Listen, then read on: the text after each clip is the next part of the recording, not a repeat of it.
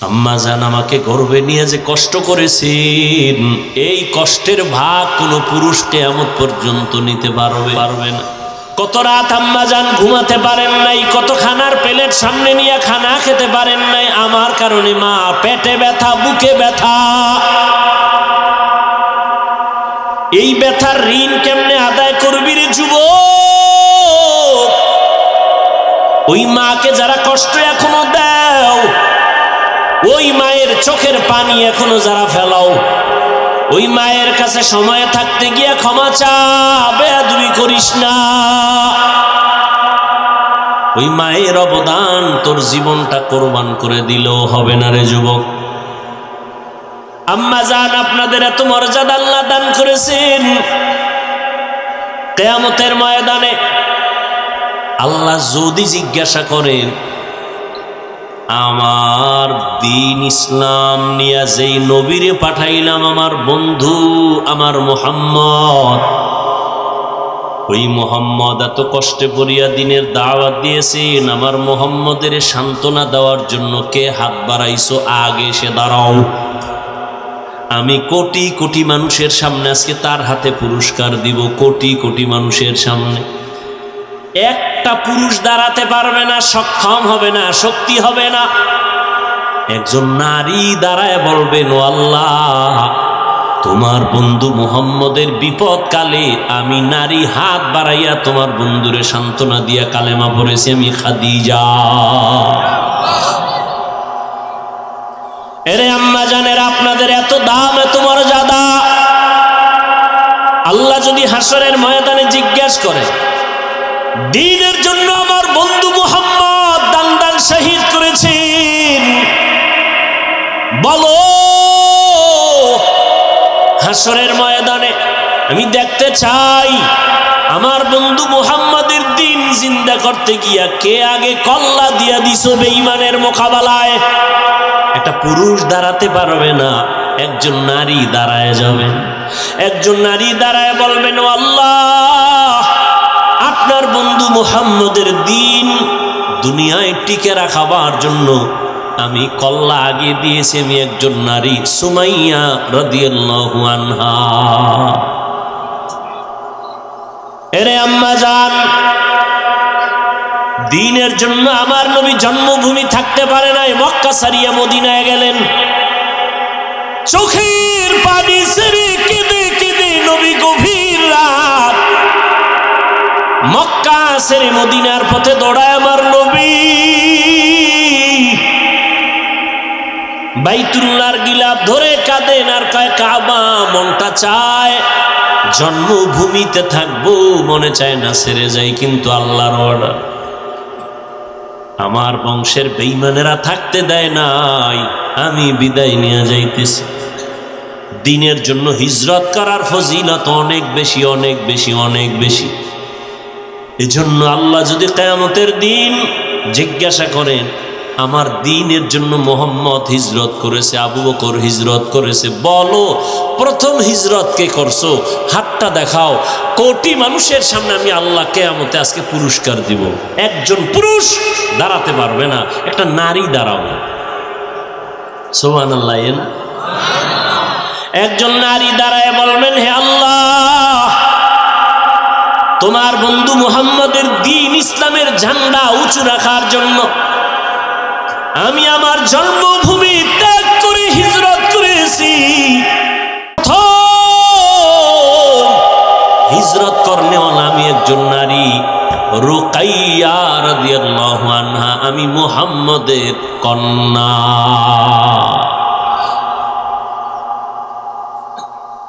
কিয়ামত পর্যন্ত যত মানুষ শহীদ হবে, কি জন্য?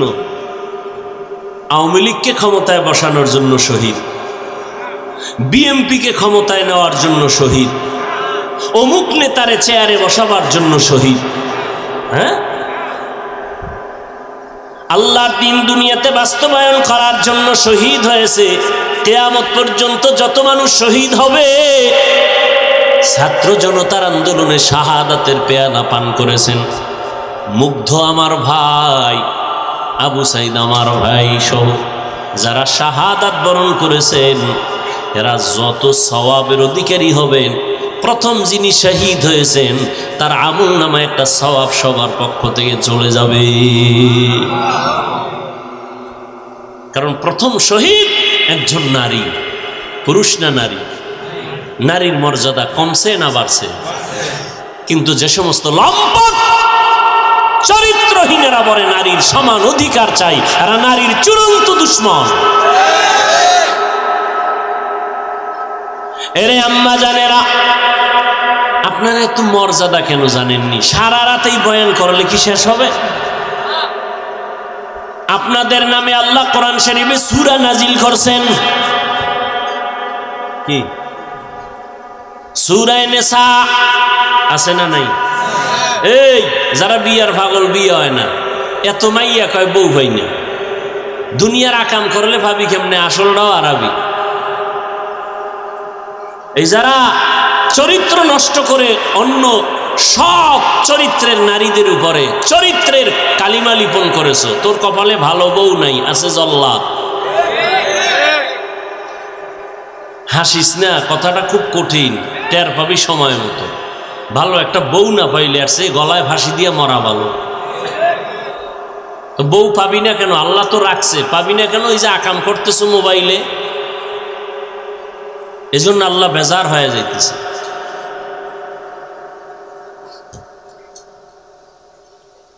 চরিত্র মানুষের অমূল্য সম্পদ।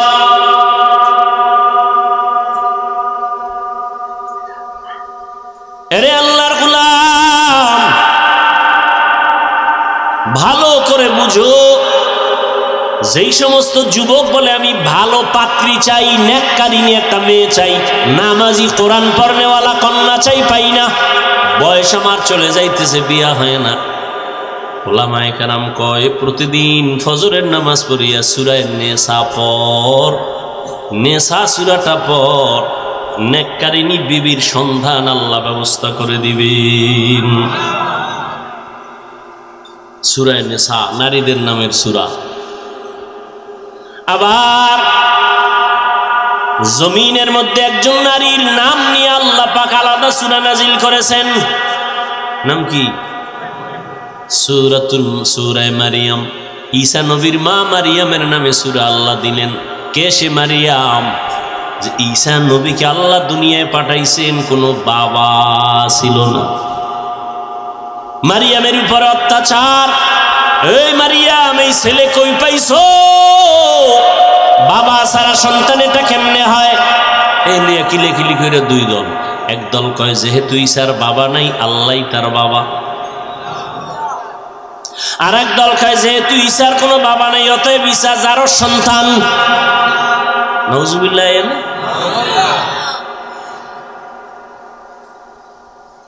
ঈসা নবী আর মুসা নবীকে যারা মানার দাবি করে, এখন তো তাদেরকে মানার আসল উম্মত নাই, এমনি চাপাবাজি করে মানে। এদের এক দলের নাম ইহুদি, আর এক দলের নাম খ্রিস্টান। তা এরা আসলে মূলত ঈসা নবীও মানে না, মুসাকেও মানে না। ইসলামী আইনে মানবে মুহাম্মদকে, তাতে তো মানবে না, কল্লা ফালাই দিল ওরা মানবে না। কেন? ওদের ভিতরে জিদ, প্রতিহিংসার জিদ। মুহাম্মদ শ্রেষ্ঠ নবী, ইহুদি ধর্মের নবীদের ঘরে আসলো না কেন? ইসমাইলের ঘরে আসলো কেন? এই জিদ। ভাইরা আমার, নারীদেরকে আল্লাহ এত মর্যাদা দান করেছেন, কারণ তুমি আম খাইতে চাও, আম গাছ লাগাও, গাছের যত্ন করো তো ফল ভালো হবে, ঠিক নেই? তুমি দুনিয়াতে যত সন্তান আসছে সব মায়ের গর্ভ থেকে আসছে, আর আসার পরে সন্তান মায়ের কাছে সময় বেশি কাটায়।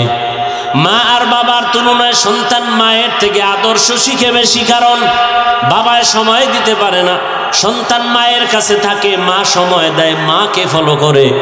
এজন্য একটা মার পাত্র যখন ভালো হবে, ফ্যাক্টরি যখন ভালো হবে, মাল ভালো হবে। মায়ের আদর্শ যখন ভালো হবে, সন্তানের আদর্শটাও ভালো হবে। এজন্য এই দুনিয়ায় যত সন্তান ভালো হয়েছে সব হলো মায়ের অবদান। এসপি সাহেবের ব্যবহার ভালো, খবর নেবেন তার মা ভালো। ওসি সাহেবের মা ভালো, খবর নিবেন তার মায়ের আদর্শ ভালো। অমুক হুজুরের ব্যবহার ভালো, খবর নিয়ে দেখবেন তার মায়ের আদর্শ ভালো। এরে আম্মা জানেরা, এ দুনিয়ায় সন্তান আল্লাহ দান করেছেন, সন্তানটাকে মানুষ বানানোর জন্য আপনার অবদান থাকতে হবে, আদর্শ থাকতে হবে, না হয় আগানো যাবে না। এজন্য মায়ের মর্যাদা অনেক বেশি। যদিও কোনো মা নবী না, কোনো মা নবী না, কিন্তু নবীদের মা।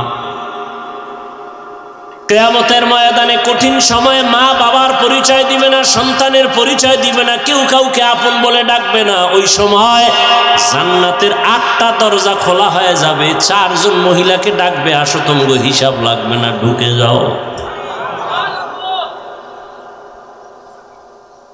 এজন্য দুনিয়াতে টাকা পয়সা কিছুই না। কই জীবনে কম কামাই করলেন না, বাড়ি গাড়ি থুইয়া আজকে অনেকে আগুন লাগায় দিছে। জীবনভর কামাই করলেন, কি লাভ হলো সেই বাড়ি গাড়ি করিয়ে? এর পিছনে কত সময় দিলেন, না ছেলে খাইতে পারলো, না মেয়ে খাইতে পারলো, না বউ খাইতে পারলো, না আপনি খাইতে পারলেন।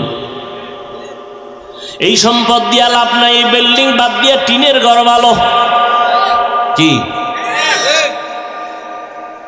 এজন্য একটা ভালো রমণী ঘরে আনবেন, যে আপনার জীবনটাকে সুন্দর করার জন্য জীবন দিয়ে চেষ্টা করবে।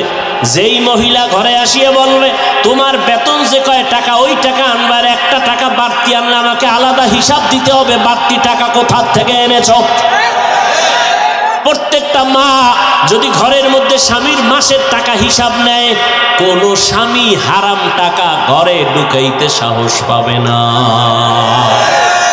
আম্মা জানেরা, লিকুল্লি শাইইন যিনাতুন ফিল ওয়ারা ওয়া যিনাতুল মারই তামামিল আদাবি। মানুষের সৌন্দর্য আদবের ভেতরে। শিক্ষা দীক্ষা কম, কিন্তু লোকটা খুব বিনয়ী, সবাই তাকে সম্মান করে, মহব্বত করে। দেখেন তো আল্লাহ নবী কি বললেন, যে আদব আল্লাহ আমাকে শিখাইছেন, আমি আমেনার গর্ভ থেকে শিখে আসি নাই। তাহলে আদব শিখতে হয়।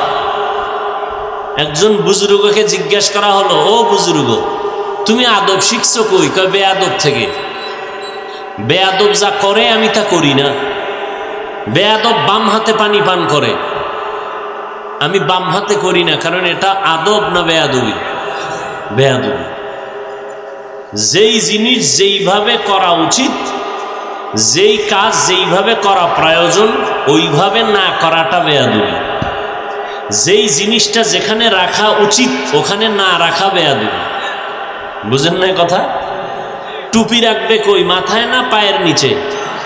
মাথায়। পায়ের নিচে রাখা। জুতা থাকবে কই? এটা মাথায় নেওয়া। বলেন না কেন? বেয়াদবি।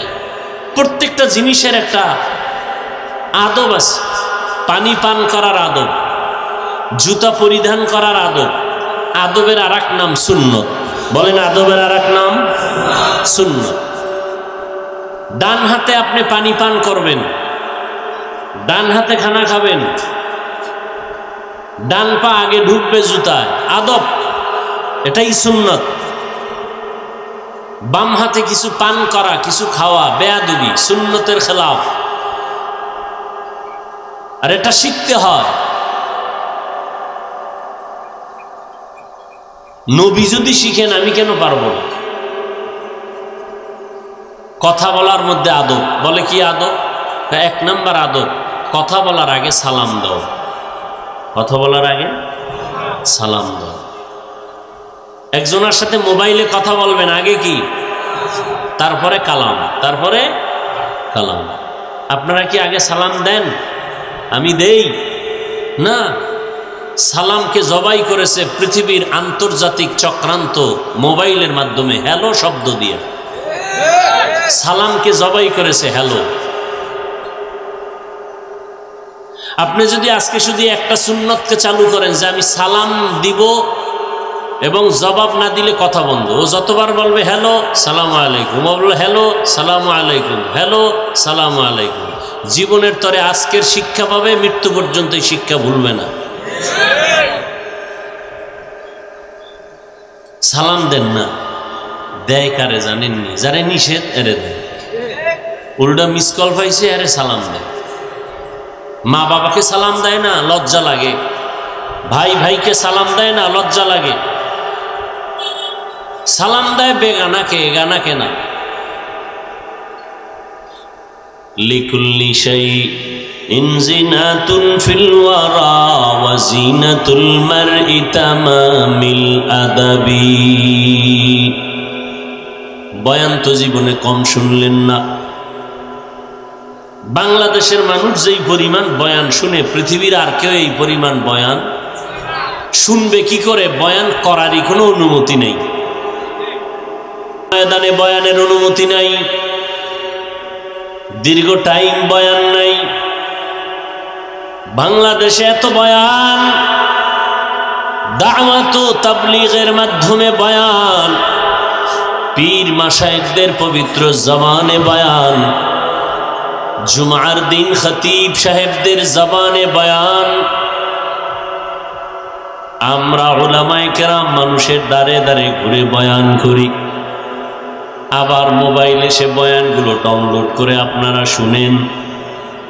বয়ান শুনতে শুনতে এমন এক পরিস্থিতি হয়েছে, এখন মানার কোনো সুযোগ নাই, এত বয়ান আপনি জানেন। বয়ান আপনি সব জানেন, কোনটা হালাল কোনটা হারাম, কোনটা বৈধ কোনটা অবৈধ, কোনটা জায়েজ কোনটা না জায়েজ, সব আপনারা জানেন। গালি দেওয়া হালাল না হারাম? মিথ্যা বলা হালাল না হারাম? জানেন, এরপরও মানেন না। জানা আছে কিন্তু মানার কোনো চিন্তা নাই। কারণ কি? দৈনিক মানুষ মরে, জানা যায়, আপনিও যান, কিন্তু একবারও শিক্ষা নিলেন না মরণটা যদি আমার হয়। কই আমার ছেলে, কই মেয়ে, কই মা, কই বাবা, কই আপনজন? আমাকেও তো এমনি ভাবে আমার জামা কাপড়গুলো বেলেট দিয়ে কেটে কেটে রেখে দিবে, সাদা 3টা কাফনের কাফন দিয়ে পেঁচায় প্যাকেট বানাবে। আমাকে এমন জায়গায় শোয়ায় রাখবে যেই জায়গায় দিনের বেলাও যাইতে বড় ভয়। ওই বাঁশবাগান, ওই জঙ্গল যেখানে সাপ বিচ্ছু থাকার জায়গা, আমাকে সবাই রেখে আর কেউ খবর নিবে না। এখানে ওয়াজে আসছি, আম্মা জান অপেক্ষা আছে, আমি ঘরে না যাওয়া পর্যন্ত মা ঘুমাবে না, অপেক্ষা করতেছে। কিন্তু কবরে শোয়ানোর পর মা আর কোনোদিন আমার জন্য অপেক্ষা করবে না। টাইম হয়ে গেছে, ঘুমায় যাবে, খানার টাইমে খানা খাবে, 2-1 দিন মনে করবে আর আমার জন্য সময় অপেক্ষা করবে না। ওই অন্ধকার কবরে আমি একা, আমার এত আপন কলিজার বন্ধুটা পর্যন্ত মোবাইল থেকে নাম্বারটা ডিলিট করে ফেলবে। আপন বন্ধু নাম্বার ডিলিট কেন? বন্ধু নাই, নাম্বারও নাই। কোনদিন ভুলেও আমার নাম্বারে কল দিবে না, জানে আমি মরে গেছি, আর কল দিয়া লাভ কি? আর কোনদিন ফোন করবে না। ওই অন্ধকার কবরে আমি একা পড়ে থাকবো। আদম নবী পড়ে রইলেন, 1000 বছর হয়ে গেল। সব আম্বিয়া কেরাম চলে গেলেন। আপনার আমার রহমতের নবী 1500 বছরের উপরে হয়ে গেল কবরের মধ্যে রওজা মুবারকে জিন্দা। তাদের তো কোনো গুনাহ নাই, সাহাবায়ে কেরামদের আল্লাহ অগ্রিম ক্ষমা করে দিয়েছেন। কিন্তু আপনার আমার উপায় কি? আমার চারদিকে শুধু গুনার গুনাহ, একটা নেক আমল নাই। টুকটাক যে আমল করছি সেই আমলের মধ্যে ভেজাল আর ভেজাল। একা একা যখন নামাজ পড়ি, 10 রাকাত নামাজে আবার 1 মিনিট লাগে না। মানুষের সামনে যখন আমি নামাজে দাঁড়াই, আমার 4 রাকাত নামাজ 3 মিনিটেও শেষ হয় না। নামাজটা মানুষের দেখানোর জন্য পড়েছি, দান করছি, তাও মানুষকে দেখানোর জন্য মারহাবা পাবো, সম্মান করবে, চেহারা গায়ে দিবে। বাইতুল্লাহ হজ কইরে আসছি, মানুষ আমারে আলহাজ না বললে মনে কষ্ট লাগে, মানুষের জানান দেওয়ার জন্য আমি হজ করেছি। জীবনে কোনো ভালো নেক আমল আমার নাই। আমি আজকে জোহরের নামাজের পরে গতকাল আমি আমার মাদ্রাসার আসাতেজায়ে কেরাম শিক্ষক বৃন্দরে নিয়ে বললাম, আল্লাহ যদি কিয়ামতের দিন জিজ্ঞাসা করে, ও বান্দা তোর জীবনের সব গুনাহ মাফ, একটা ছোট্ট একটা আমল আমাকে দেখা, যেই আমলটা তুই আমি আল্লাহর জন্য দায়মি ভাবে করেছো, একটা ছোট আমল দেখা, তোরে মাফ করে দেব। জীবনে যা করছো সব মাফ, ছোট্ট একটা আমল দেখা, যে আমলটা তুই সব সময় করছো আমার জন্য। একটু চিন্তা করেন তো, এমন কি আমল করছেন জীবন? সুযোগ আসিল করার, মা আসিল, মার সাথে ব্যবহার ভালো করতেন, আল্লাহকে যদি বলতেন আল্লাহ এই আমলটার উসিলা মাফ করো, তাও করেন নাই। মায়ের সাথে ব্যবহার বড় খারাপ, বাবার সাথে ব্যবহার খারাপ, ভাইয়ের সাথে ব্যবহার খারাপ, বোনের সাথে ব্যবহার খারাপ, স্ত্রীর সাথে স্বামী হইয়া ব্যবহার খারাপ, স্ত্রী হইয়া স্বামীর সাথে ব্যবহার খারাপ, মা বাবা হইয়া সন্তানের সাথে ব্যবহার খারাপ। এরকম মা বাবা সমাজে আছে না নাই?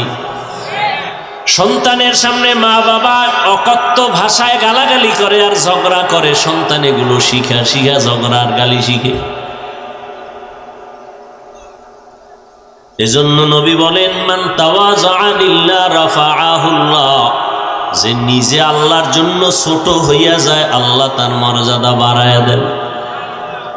আমার নবী অল্প টাইমে মক্কা নগরীর মানুষগুলোকে জান্নাতি মানুষ বানায় দিলেন, মাত্র 13 বছর। অথচ মক্কার মানুষ কত খারাপ, পৃথিবীতে ওদের মতো চরিত্রহীন মানুষ আর অন্যত্র ছিল না। মক্কার মানুষ এত চরিত্রহীন। কন্যা সন্তান হলে বাবা গলা টিপে কন্যাটারে হত্যা করে ফেলে, কেমন জালেম। মাত্র 13 বছরের মধ্যে নবী এই মানুষগুলোকে জান্নাতি মানুষ বানায় দিয়েছেন। নবী বেতের বাড়ি দেন নাই, সুন্দর বিনয়ী আদবওয়ালা ব্যবহার। নবী একটা গালি দিছেন, শুধু 13 বছর না, রসুলের জীবনে কখনো ভুলেও কাউকে একটা গালি দেন নাই। হাজারো গালি নবীকে দিয়েছে, নবী একটা গালির জবাবও দেন না। আমাদের নবী কেমন আর আমরা তার উম্মত কেমন? নবীজি কোনোদিন চোখ গরম করে কারো দিকে তাকান নাই। কেমন নবী! এই নবীর জন্য আসমান পাগল, জমিন পাগল, গর্তের পিপিলিকা পর্যন্ত পাগল, জঙ্গলের প্রাণীরা নবীর জন্য আশিক, গর্তের সাপ নবীর আশিক। এমনি না, নবীর মেজাজ বড় ঠান্ডা, নরম ব্যবহার আমার নবীর। রহমতের নবীর জবানে কোনো গালি নাই, কারো দিকে চোখ গরম করে তাকান না, কারো গালির জবাব দেন না, পারলে কারো উপকার করেন না, পারলে চুপ থাকেন, কারো ক্ষতি নবী করেন না। আর আমরা উপকার পারলেও করি না, চেষ্টা করি কেমনে ক্ষতি করা যায়। ভাই হইয়া ভাইয়ের ক্ষতি করে, ভাই হইয়া বোনের ক্ষতি করে, বোন ভাইয়ের ক্ষতি করে, আছে না নাই? বড়রা ছোটদের ক্ষতি করে, ছোটরা সুযোগ পেলে বড়দের ক্ষতি করে। 24টা ঘন্টা মানুষ মানুষের ক্ষতির জন্য প্রচেষ্টা চালায়, অপচেষ্টা চালায়। আমার নবী কোনোদিন কারো ক্ষতি করেন নাই। নবীর এই ব্যবহারে কাফেরেরা নবীরে মানে না নবী বইলা, কিন্তু নিজেদের সম্পদ মুহাম্মদের কাছে আমানত রাখে। কারণ মুহাম্মদ এত সৎ, যত টাকা রাখি আমগো দুশ্মন হলেও আমাদের টাকার খেয়ানত হবে না।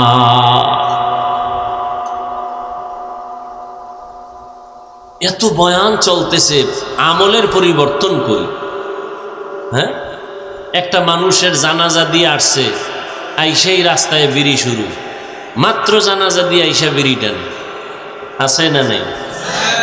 রাস্তায় লেগে গেছে, দুইজনে ঝগড়া কিলে জানাজা দিয়ে আওয়ার পর। জানাজার মধ্যে কত কিলাকিলি লাগে, মোনাজাত দেও না দাও নিয়ে কিলাকিলি, আছে না নেই? কত ঝামেলা। এই মাইয়েত, এই লাশ কেমন ছিল? এখন 10 বাড়ির মানুষ কয় ভালো ছিল, ব্যাস একটা হাদিস বানায় দিয়ে দিল। জীবনভর যদি সুদ খায় তো ভালো ছিল কইলি ভালো হয়ে গেল, তওবা না করা পর্যন্ত। বরং চিহ্নিত সুদখোর, ঘুষখোর, এরা তো আল্লাহর আদালতের বড় জালিম। আল্লাহ কোরআন শরীফে 2 দল মানুষের ব্যাপারে বলছেন, আমি আল্লাহ নিজে যুদ্ধ করব। বুঝেন কত বড় খারাপ তারা। একদল হলো সুদখোর, আল্লাহ এদের ব্যাপারে বলছেন আমি নিজে যুদ্ধ করব। আর এক দল যাদেরকে বলা হয় কোরআনের ভাষায় ওলি বা আউলিয়া, এদের সাথে যারা দুশ্মনী করবে আল্লাহ পাক বুখারী শরীফের মধ্যে নবীকে বলেছেন আমি তাদের সাথে যুদ্ধ করব।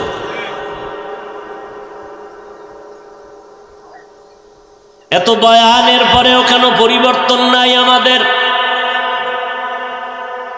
মাদ্রাসা আগের থেকে বেড়ে গেছে, তাবলীগ বাড়লো, কিন্তু কই সুদের কারবার কমছে নাকি? কমছে? বেনামাজি কমছে? অনেক বেড়ে গেছে।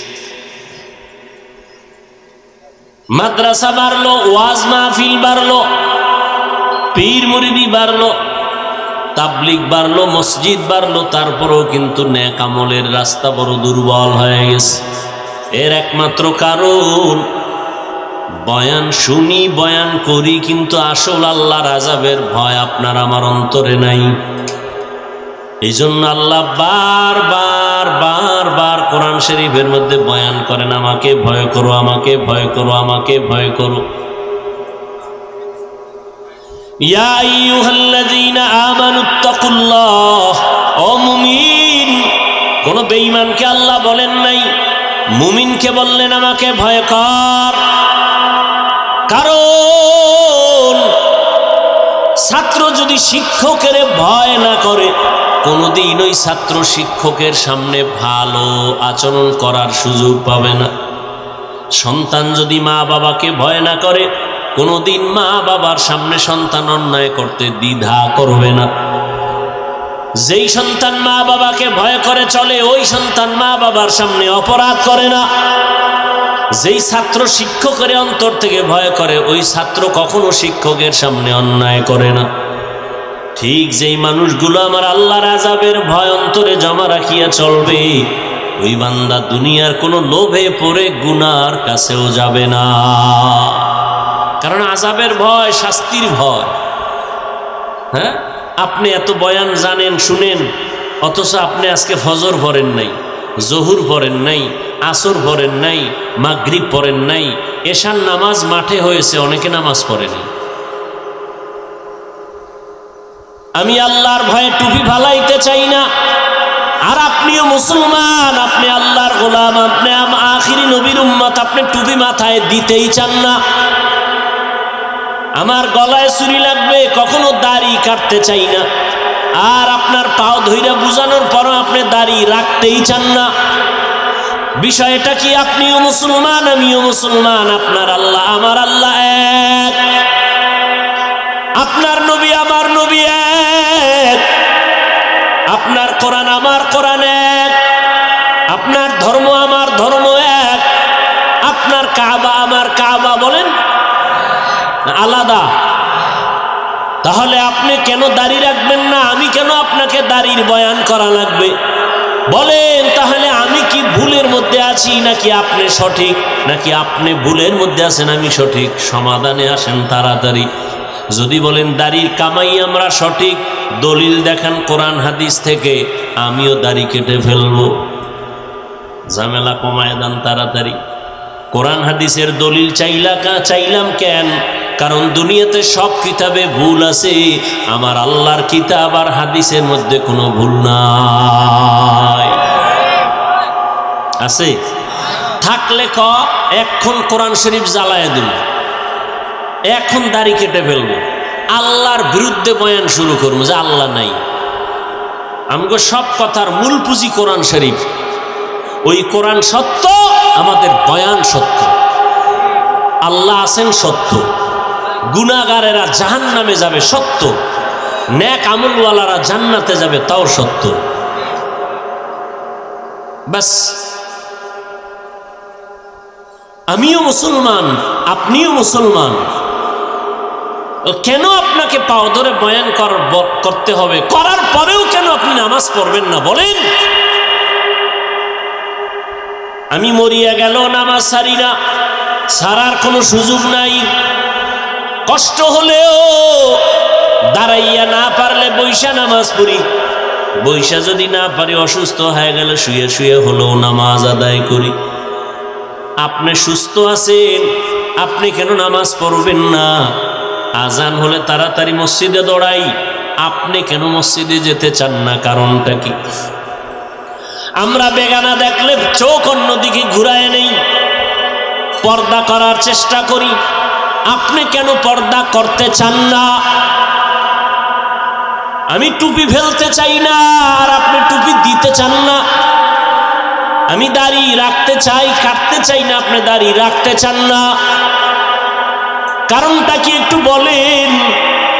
আসলে কি আল্লাহর কোরআন মিথ্যা মনে মনে ভাবছেন? হুজুরদের কথা এগুলো সব অনর্থক হয়ে যাবে। ও যুবক,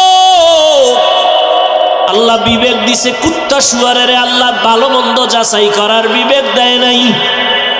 ভালো করে বুঝো। আমি হাফিজুর রহমানের কথা তুমি সন্দেহ করো, মেনে নিলাম, কিন্তু লক্ষ লক্ষ লক্ষ লক্ষ নবীরা মিথ্যা বলতে পারেন না। কোটি কোটি লক্ষ লক্ষ সাহাবায়ে কেরাম, কোটি কোটি আলেমরা মিথ্যা বলতে পারেন না। আল্লাহ তো মাঝে মাঝে দেখাইও দেন, যারা মারাত্মক গুনাহ নিয়ে কবরে গেছে তাদের কবরে আযাব আর জাহান্নামের আগুন, তাও অনেক সময় দুনিয়ায় দেখা গেছে। আর যারা নেক আমল নিয়ে কবরে গেছে তাদের কবরের লাশ 30 বছর পরে ভেঙে গেছে, লাশ বের হয়ে গেছে, কাফনটা পর্যন্ত তাজা পাওয়া গেছে, সাদা কাফনে একটা কাদার দাগ লাগে নাই।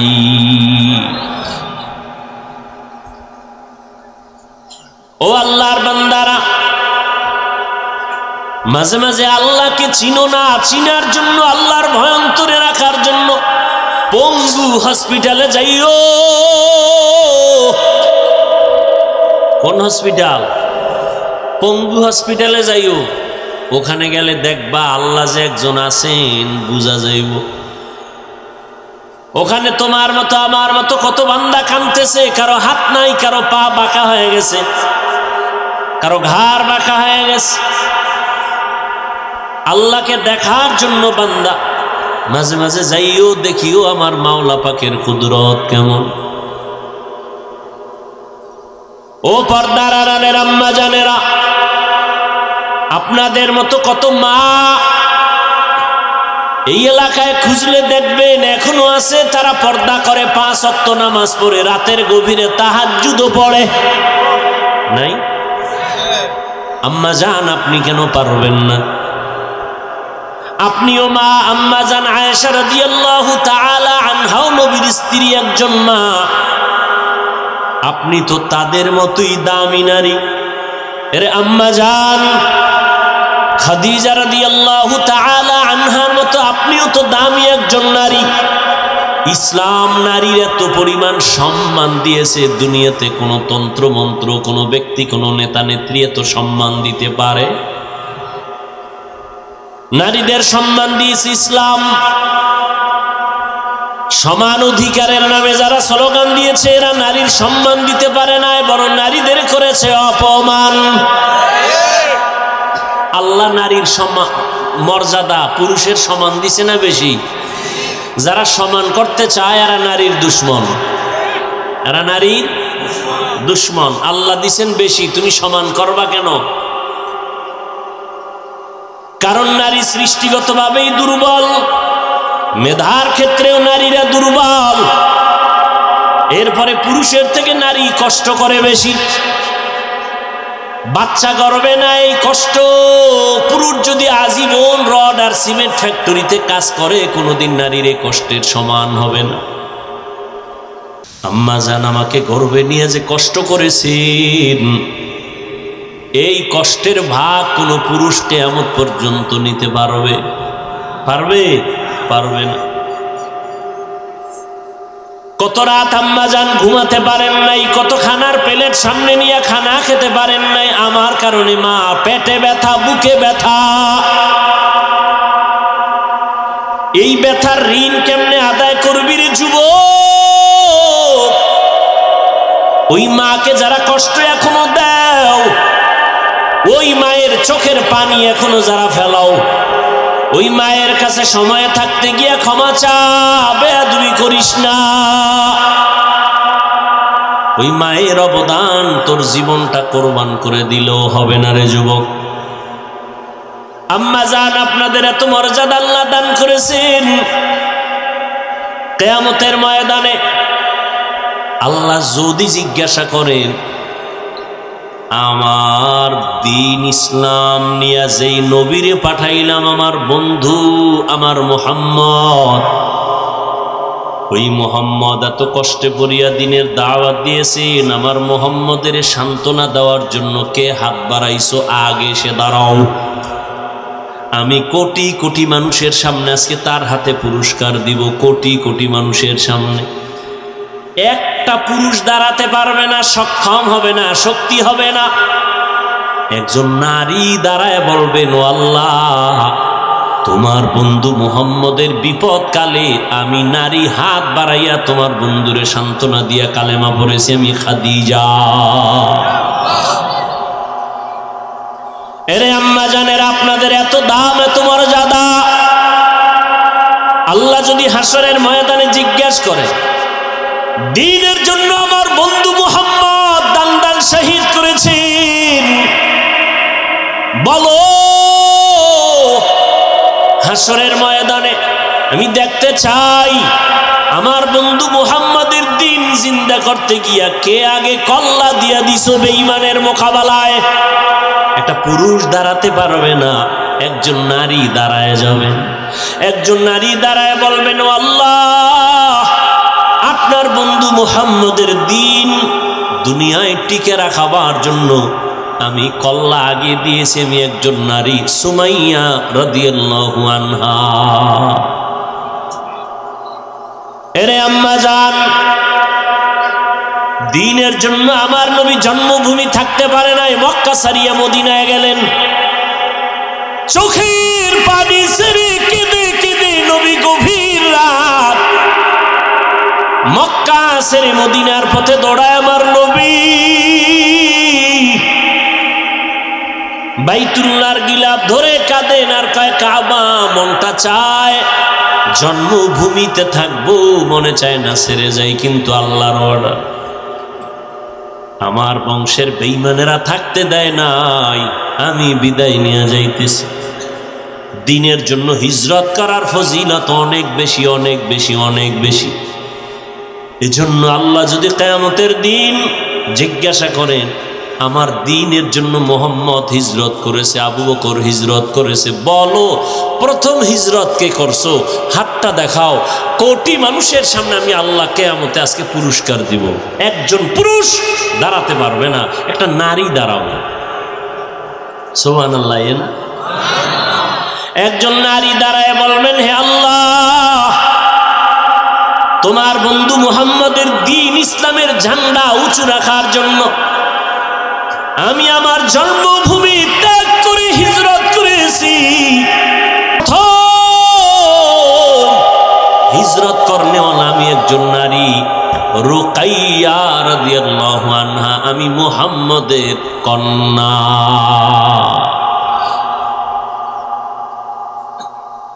কিয়ামত পর্যন্ত যত মানুষ শহীদ হবে, কি জন্য?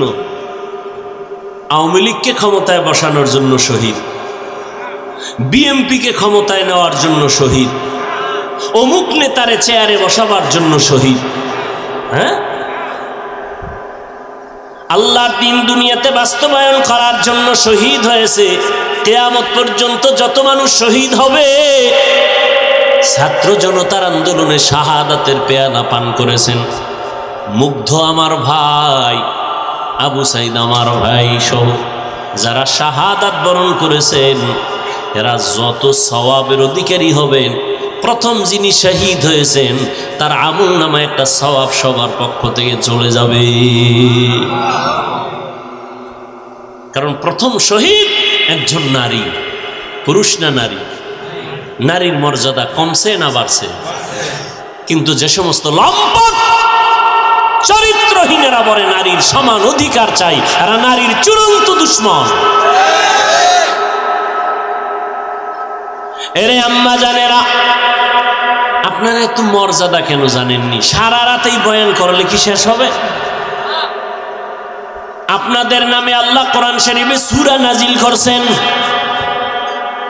কি সূরা নিসা আছে না নাই? এই যারা বিয়ার পাগল, বিয়ে হয় না, এত মাইয়া কয় বউ হয় না, দুনিয়ার আকাম করলে ভাবি কেমনে আসলটাও আরবি। এই যারা চরিত্র নষ্ট করে অন্য সব চরিত্রের নারীদের উপরে চরিত্রের কালিমা লিপন করেছো, তোর কপালে ভালো বউ নাই, আছে জল্লাদ। হাসিস না, কথাটা খুব কঠিন, টের পাবি সময় মতো। ভালো একটা বউ না পাইলে আর সে গলায় ফাঁসি দিয়ে মরা ভালো।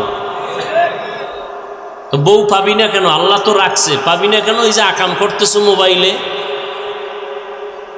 এজন্য আল্লাহ বেজার হয়ে যাইতেছে।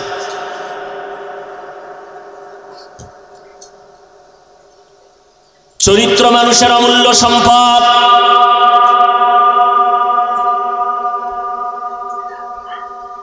এরে আল্লাহর গোলাম, ভালো করে বুঝো, যেই সমস্ত যুবক বলে আমি ভালো পাত্রী চাই, নেককারিনী একটা মেয়ে চাই, নামাজি কোরআন পড়নেওয়ালা কন্যা চাই, পাই না, বয়স আমার চলে যাইতেছে, বিয়া হয় না। ওলামায়ে কেরাম কয় প্রতিদিন ফজরের নামাজ পড়িয়া সূরা নিসা পড়, নিসা সূরাটা পড়, নেককারিনী বিবির সন্ধান আল্লাহ ব্যবস্থা করে দিবেন। সূরা নিসা নারীদের নামের সূরা। আবার জমিনের মধ্যে একজন নারীর নাম নিয়ে আল্লাহ পাক আলাদা সূরা নাজিল করেছেন। নাম কি? সূরা মারিয়াম। ঈসা নবীর মা মারিয়ামের নামে সূরা আল্লাহ দিলেন। কে সে মারিয়াম? যে ঈসা নবীকে আল্লাহ দুনিয়ায় পাঠাইছেন, কোনো বাবা ছিল না। মারিয়ামের উপর অত্যাচার। এই মারিয়াম, এই ছেলে কই পাইছো? বাবা সারা সন্তান এটা কেমনে হয়? এই নিয়ে কিলিকিলি করে দুই দল। এক দল কয় যেহেতু ঈসার বাবা নাই, আল্লাহই তার বাবা। আর এক দল কয় যেহেতু ঈসার কোনো বাবা নাই, অতএব ঈসা যারও সন্তান। নাউজুবিল্লাহ।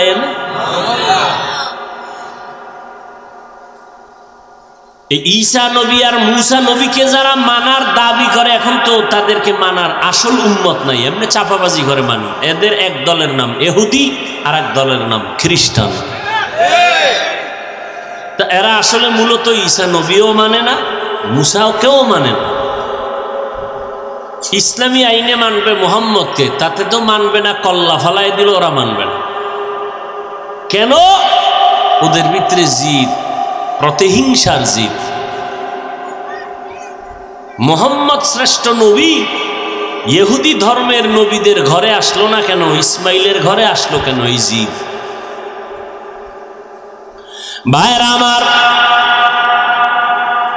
নারীদেরকে আল্লাহ এত মর্যাদা দান করেছেন, কারণ তুমি আম খাইতে চাও, আম গাছ লাগাও, গাছের যত্ন করো তো ফল ভালো হবে, ঠিক নেই? তুমি দুনিয়াতে যত সন্তান আসছে সব মায়ের গর্ভ থেকে আসছে। আর আসার পরে সন্তান মায়ের কাছে সময় বেশি কাটায়। মা আর বাবার তুলনায় সন্তান মায়ের থেকে আদর্শ শিখে বেশি, কারণ বাবায় সময় দিতে পারে না, সন্তান মায়ের কাছে থাকে, মা সময় দেয়, মাকে ফলো করে।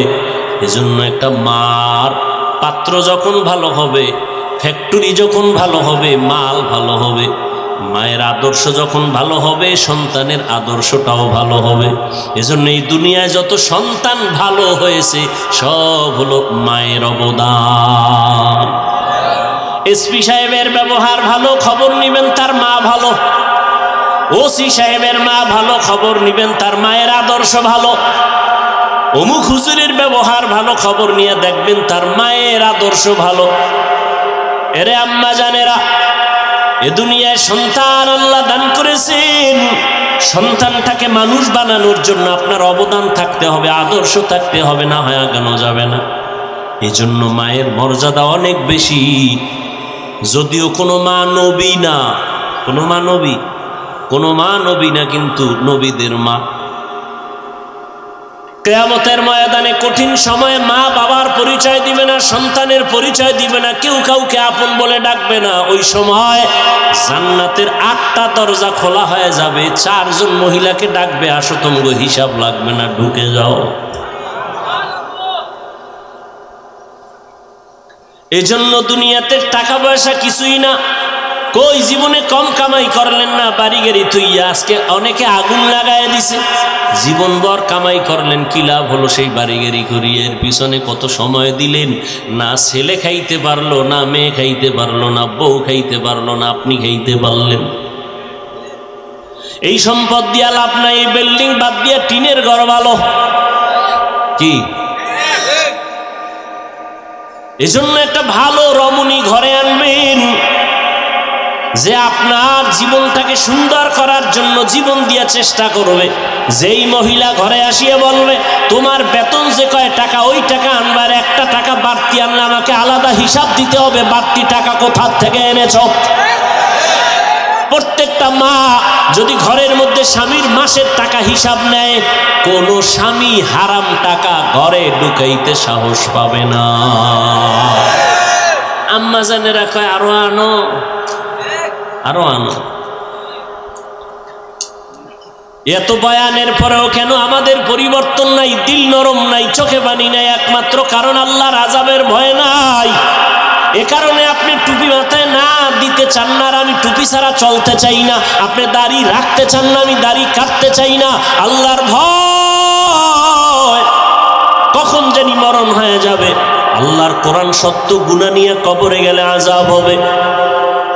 এই ভয়, হাজারো গালি শুনি, গালির জবাব দেই না, পায়ে ধরে ধরে বয়ান করি। ও যুবক, 5 বেলার নামাজ পড়ো, একবারও কিন্তু একটা গালি দিলাম না, আর এই কথাও বলি না যে আমরা জান্নাতে যাব, তোমরা কেউ যাবে না, এমনটাও বললাম না। কওমি মাদ্রাসায় আসো, না হয় জাহান্নামে যাইবা, তাও বললাম না।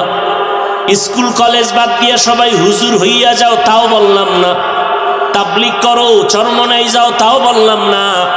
সব কথার শেষ কথা, তুমি স্কুলে পড়ো আলহামদুলিল্লাহ, কলেজে পড়ো আলহামদুলিল্লাহ, চাকরি করো আলহামদুলিল্লাহ, বাধা নাই। তবে দাবি আমার একটা, মা বাবার দোয়া নিয়ে, আলেমদের পরামর্শ নিয়ে, নবীর তরিকায় 5 বেলার নামাজ পড়ো, জবানকে হেফাজত করো, চরিত্রটাকে সুন্দর করো। ডাক্তার হও আমাদের গৌরব, ইঞ্জিনিয়ার হও মুসলমানের গৌরব, তুমি একজন দার্শনিক হও মুসলমানের গৌরব। কিন্তু বেয়াদব হইও না, তো আমার ঘরে থাকলেও তুমি আমার জন্য অভিশাপ। তুমি ডাক্তার দূরের কথা, বেয়াদব হইলে তুমি দুনিয়া কেন, আমার ঘরের জন্য তুমি অভিশাপ, সমাজের জন্য তুমি অভিশাপ, তুমি জাতির জন্য অভিশাপ। বেয়াদবের আরেক নাম জালেম। বলেন, বেয়াদবের আরেক নাম কি? জালেম। এজন্য আমি অনুরোধ করে বলবো, যে যেই লাইনে আসরে যুবক, চরিত্রটা ভালো রাখিও, ভালো ব্যবহার মানুষের উপহার দিও, মা বাবার সাথে ভালো আচরণ। ওস্তাদ শিক্ষকদের সাথে ভালো আচরণ, ওলামায়ে কেরামের দোয়া নিয়ে চলিও, নবীর তরিকায় 5 বেলার নামাজ পড়িও। জীবনটা সফল হবে। মরিয়া গেল তোমার নামে সুন্দর ইতিহাস লেখা হবে। চরিত্র যদি ভালো না থাকে কেউ তোমাকে সম্মান করবে না, মহব্বত করবে না। মরে গেলে সবাই খুশি হবে। অতএব তওবা করে নাও আল্লাহর কাছে, তওবা করো মনে মনে। জীবনে কত নামাজ ছাড়লা, কত বেপরদায় চললা, কত গুনাহ করলা, হাতের দ্বারা, চোখের দ্বারা, জবানের দ্বারা, অন্তরের কল্পনার দ্বারা। আল্লাহর কাছে মনে মনে তওবা করে নাও। ও আল্লাহ, নবীরা যদি আল্লাহর এত প্রিয় বান্দা হইয়া গুনাহ থেকে বাঁচতে পারেন, সাহাবায়ে কেরাম যদি এত কষ্ট করে দ্বীনের জন্য জীবন উৎসর্গ করতে পারেন, আলেম ওলামারা পারেন, আমি কেন পারবো না?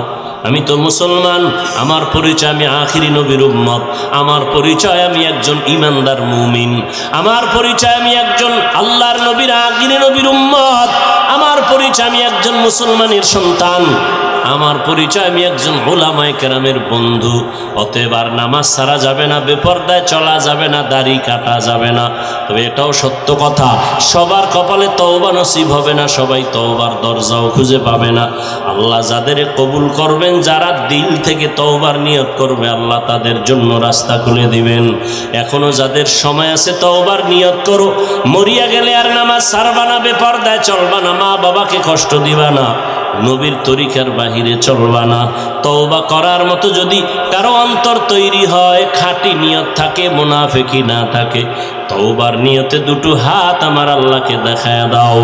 আয় আল্লাহ, হাতগুলো কবুল করে নেন, তওবা কবুল করে নেন, তওবার উপরে মজবুত হইয়া চলার তৌফিক দান করেন। আমিন।